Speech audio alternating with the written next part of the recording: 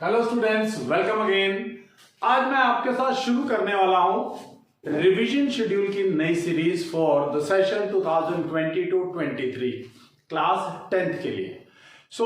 आप पूरी इस सीरीज के अंदर मेरे साथ जुड़े रहिएगा। डेफिनेटली हम पूरा सिलेबस कंप्लीट करेंगे और स्टैंडर्ड और बेसिक दोनों फॉर्म्स के लिए इसको कंप्लीट करेंगे। तो मैं सबसे पहले जो आपके साथ डिस्कस करूंगा वो है chapter number 1, that is real numbers, and it will come of 6 marks in your exams of 2022-23। 6 number का ये चैप्टर आने वाला है और this is one of the very very easiest chapter. बहुत आसान चैप्टर है आपके लिए। अगर इसको आप इस वीडियो में हम जितने भी कंसेप्ट से रिलेटेड कंसेप्ट है इसमें पूरे चैप्टर से रिलेटेड वो डिस्कस करेंगे और इससे अगले वीडियो में हम इससे रिलेटेड क्वेश्चंस के बारे में डिस्कस करेंगे। डिफरेंट टाइप ऑफ क्वेश्चंस हम लेंगे और उनको सॉल्व करने के तरीके देखेंगे। फिलहाल कंसेप्ट्स क्या क्या हैं इसके अंदर उसके बारे में बात करने वाला हूं मैं आपके साथ। तो सबसे पहला कंसेप्ट है fundamental theorem of arithmetic.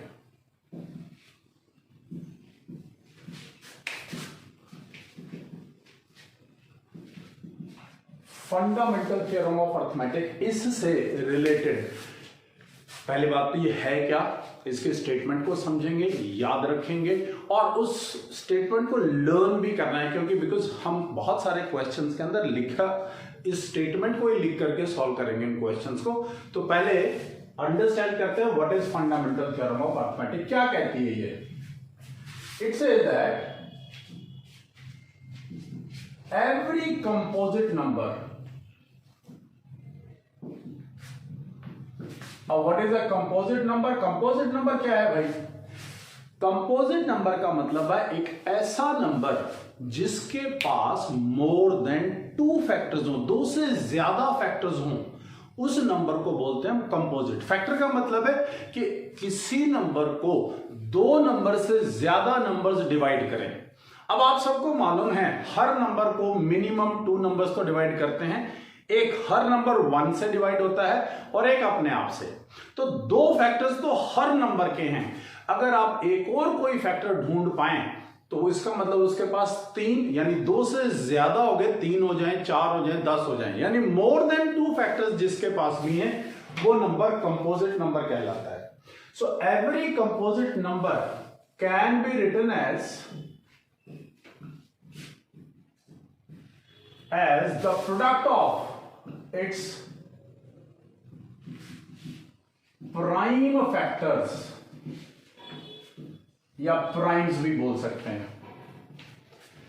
Every composite number can be written as the product of its prime factors in a unique way, यानी उसका सिर्फ एक ही तरीका है, except the order of the factors, यानी फैक्टर्स का ऑर्डर डिफरेंट हो सकता है, बट फैक्टर्स जैसे suppose there is a number 15। अब इसके अगर मैं प्राइम फैक्टराइजेशन करूं तो नंबर्स आएंगे 3 into 5 या 5 into 3, मींस ऑर्डर तो बदल सकता है बट प्राइम फैक्टर्स चेंज नहीं होंगे। तो this is a composite number. क्यों? क्योंकि इसका एक फैक्टर है 1, एक 15, एक 5, एक 3, तो 4 फैक्टर्स हो गए। इन 4 नंबर से ये नंबर डिवाइड होता है, तो इसका मतलब ये एक कंपोजिट नंबर है। सो ये हो गई आपके पास फंडामेंटल थ्योरम ऑफ अर्थमेटिक। इससे रिलेटेड क्या क्या चीजें आपसे पूछी जा सकती हैं उसके बारे में बात करते हैं। तो फंडामेंटल थ्योरम ऑफ अर्थमेटिक आप स्क्रीनशॉट ले सकते हैं, इसका नोट डाउन करना चाहे तो नोट डाउन कर सकते हैं। तो this is called fundamental theorem of arithmetic. याद करनी है आप लोगों को ये। तो इससे रिलेटेड क्या क्या चीजें पूछी जाती हैं इस चैप्टर में? नंबर 1, आपको HCF एलसीएम निकालने के लिए कहा जा सकता है यूजिंग दिस। अब हमें HCF और एलसीएम का मीनिंग मालूम है। HCF is highest common factor and LCM is least common multiple. तो इसके अंदर स्टेटमेंट सम्स भी आ सकते हैं आपके पास, प्राइम फैक्टराइजेशन से एचसीएफ निकालना, प्राइम फैक्टराइजेशन से एलसीएम निकालना, या आपके पास इस फॉर्म को HCF into LCM is first number into second number, यानी इस कंसेप्ट से रिलेटेड क्वेश्चंस भी आ सकते हैं कि आपको दो नंबर्स दिए जाएं और किसी का एलसीएम या एचसीएफ दे रखा हो और एलसीएम या एचसीएफ निकलवाना हो, या एलसीएम दे रखा है, एचसीएफ दे रखा, कोई एक नंबर और दूसरा नंबर फाइंड आउट करवाना हो। इसके बाद आपके पास इसी कंसेप्ट से रिलेटेड क्वेश्चन आता है, prove that 4 raised to the power n can never end with digit 0।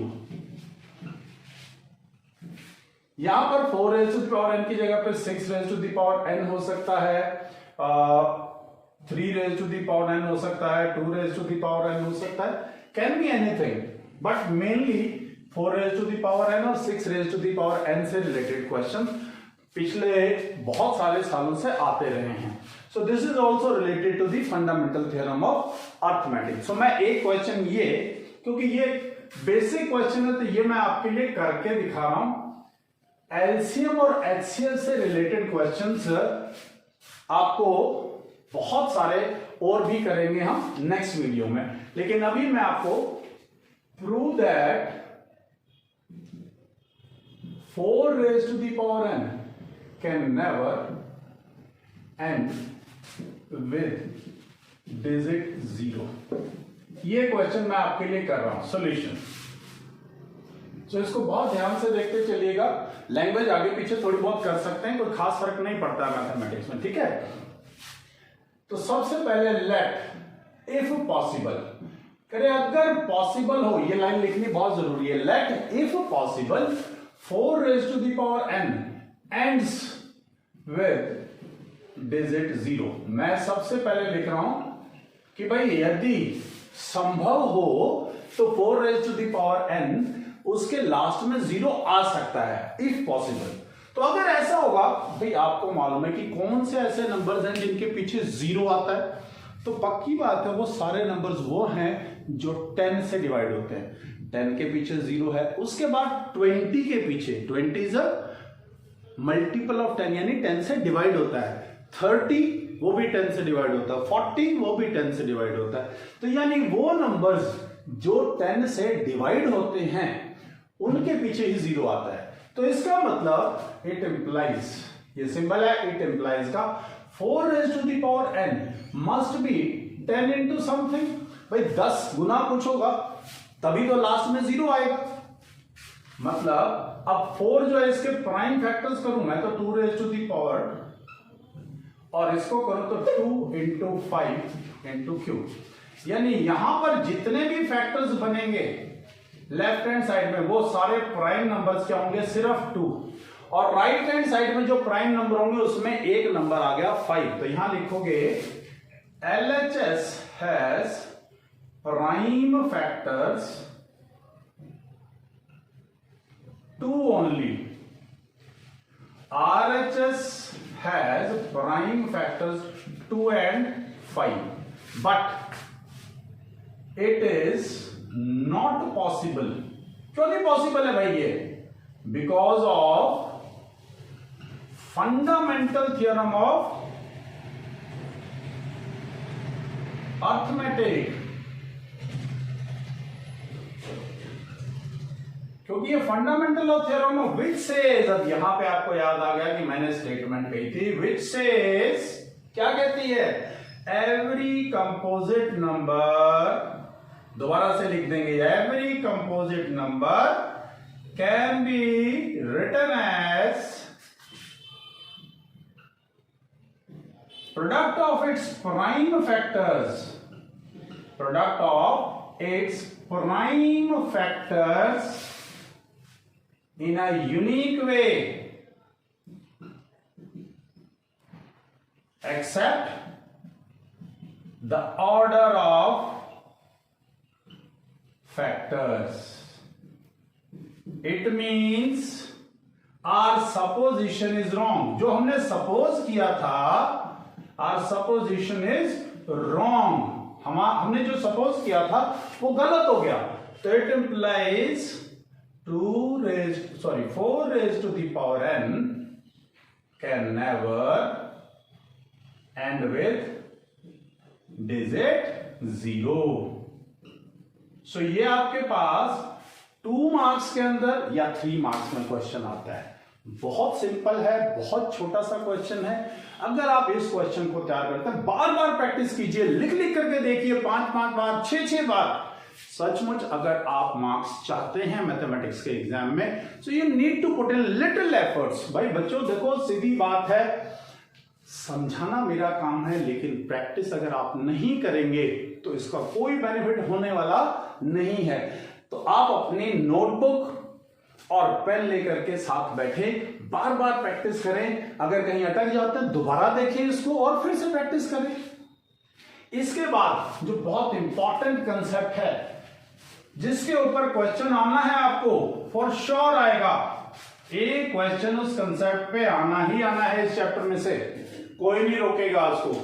Question है, prove that √3 is an irrational number।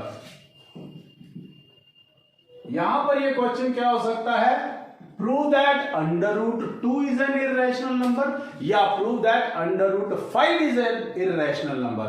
इन तीनों में से कोई भी चीज आए, the system of doing this question will remain same, बिल्कुल वैसा ही रहेगा।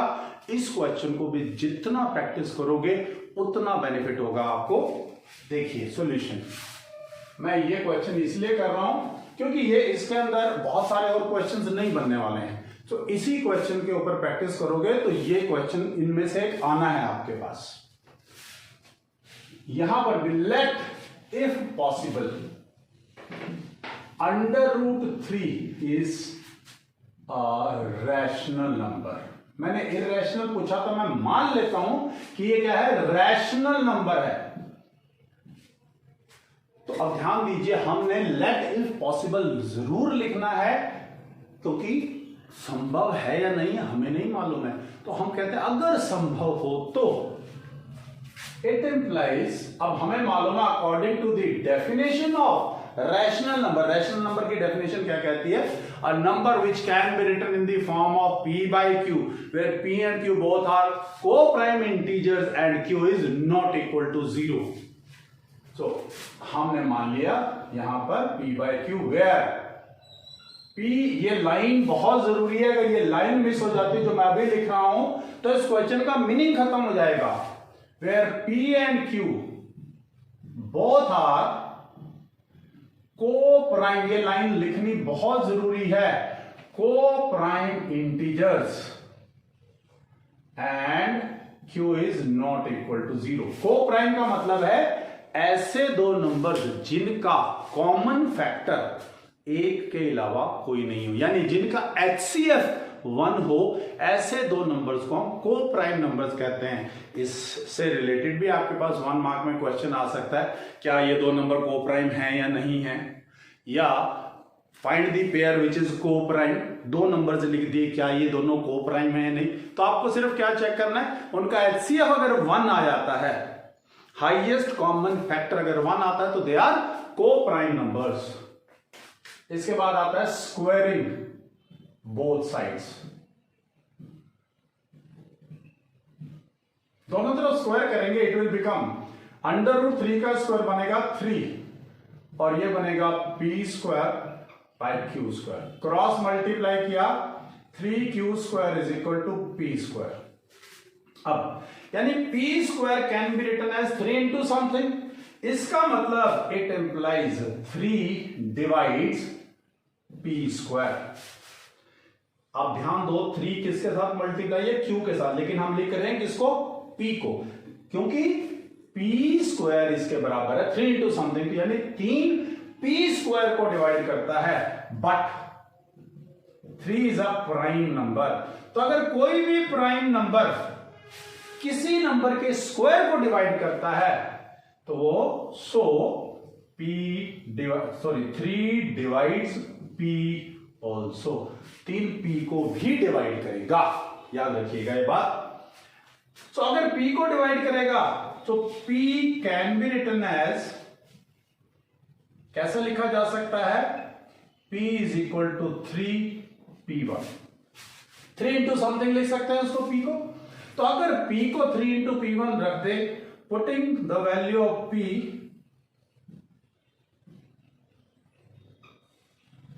बैक, पीछे वापस रखते हैं, तो ये बन गया 3Q square is equal to 3P1 whole square, ध्यान रखना है यहां पर होल स्क्वायर। इसके बाद ये आ गया 3Q square is equal to 9P1 square, और 3 1s are Q square is equal to 3P1 square.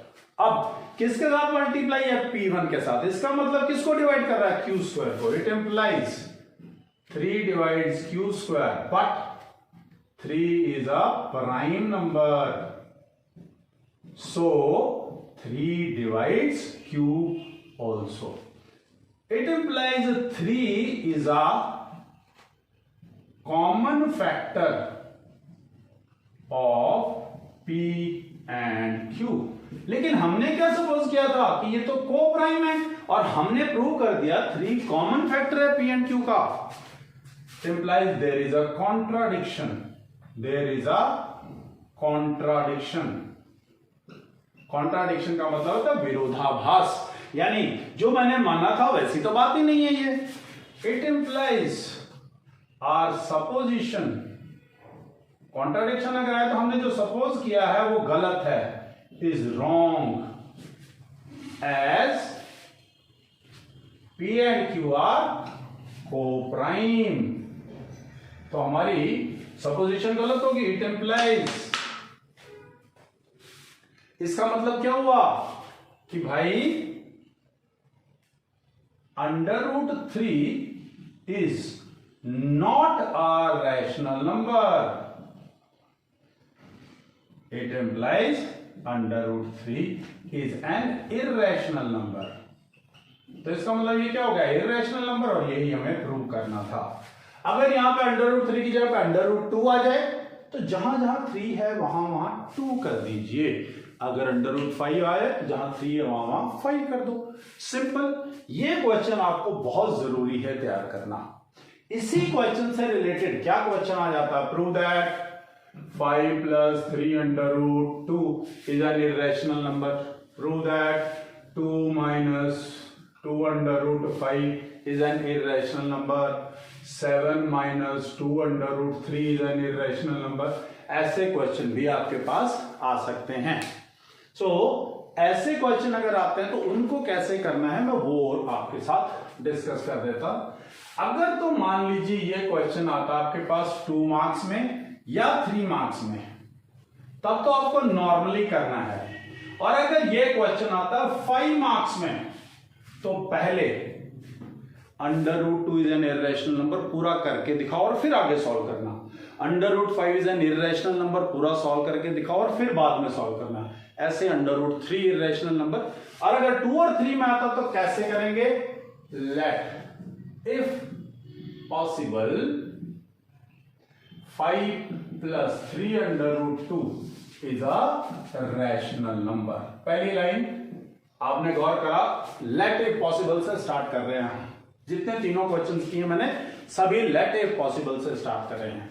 So it implies 5 + 3√2 किसके बराबर आएगा भाई, P/Q।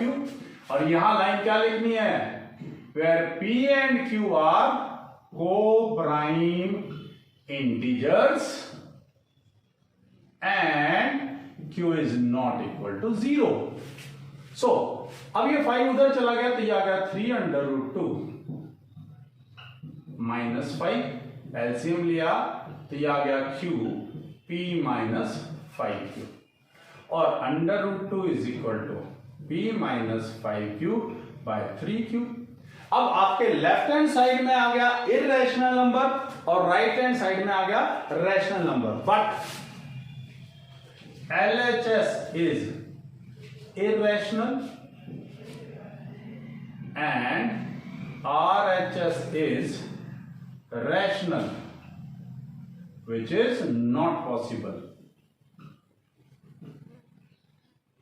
कोई भी रैशनल नंबर के बराबर नहीं होता। It means our supposition is wrong. हमने जो सपोज किया वो गलत हो गया। हमने क्या सपोज किया था? हमने सपोज किया था कि एक रैशनल नंबर है। It implies 5 plus 3 under root 2 is not a rational number.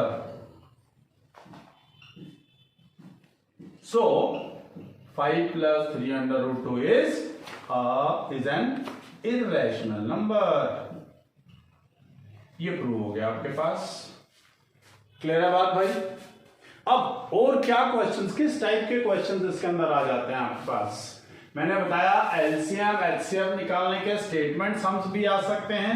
वो हम अगले वीडियो में आपके साथ कुछ स्टेटमेंट सम्स डिस्कस करेंगे कि कैसे पता चलता है कि कब आपको एलसीएम निकालना है, कब आपको एचसीएफ निकालना है। आज अभी मैं आपके साथ, मान लीजिए आपको कहा जाता है एक नंबर है a which is equal to p square r raise to the power 4 और दूसरा नंबर है b p cube q square r cube और यहां लिख दिया where p q and r are prime numbers.